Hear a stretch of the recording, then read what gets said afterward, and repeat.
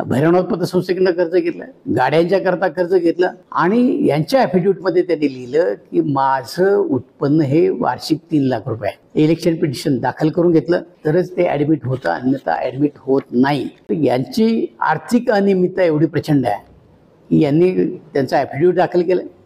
ॲफिडेव्हिटमध्ये तुम्ही एकदा बघा की त्यांनी भैरवनाथ पतसंस्थेकडनं कर्ज घेतलं, त्यांनी राजगुरू सहकारी बँकेकडनं कर्ज घेतलं, काही पतसंस्थाकडनं कर्ज घेतलं, गाड्यांच्या करता कर्ज घेतलं आणि यांच्या ॲफिडेव्हिटमध्ये त्यांनी लिहिलं की माझं उत्पन्न हे वार्षिक 3 लाख रुपये आहे आणि बायकोचं उत्पन्न 0 आहे.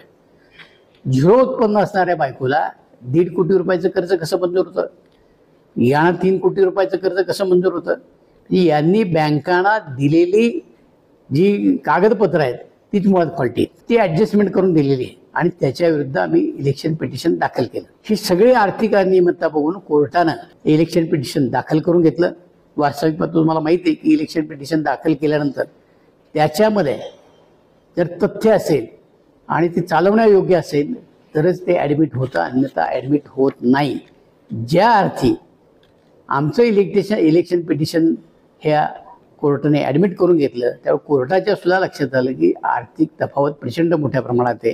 या सगळ्या बँकांना यांनी फसवलेले आहे.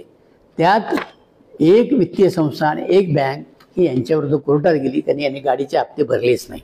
आजही तालुक्याचा आमदार कोर्टामध्ये जातोय, चक्रा मारतोय, ही वस्तुस्थिती आहे. हे या तालुक्याला चुकीच्या पद्धतीने नेण्याचं काम हे करतात. हे आपल्याला या निमित्ताने एवढंच सांगेल की कसल्या पैशांनी आमचं इलेक्शन पिटिशन मंजूर होईल आणि तालुका परत एकदा पोटनिवडणुकीला तालुक्याला सामोरे जावं लागणार आहे. कारण शेवटी ह्या सगळ्या आर्थिक गोष्टीची पडताळणी हे इन्कम टॅक्स करतं, वेळ आली तर ईडी सुद्धा करतं. आपल्या सगळ्यांना कल्पना आहे त्याची. त्यामुळं आम्ही सरकारकडे मागणी आली, आम्ही कोर्टा थ्रू मागणी केली की यांच्या सगळ्या आर्थिक व्यवहाराची चौकशी कोर्टा थ्रू. महाराष्ट्रातील सर्व बातम्यांचे विश्वासार्ह व्यासपीठ. सकाळच्या सर्व सोशल मीडिया प्लॅटफॉर्मला लाईक, फॉलो आणि सबस्क्राईब करा. तसंच सर्व नोटिफिकेशनसाठी बेल आयकॉन प्रेस करायला विसरू नका.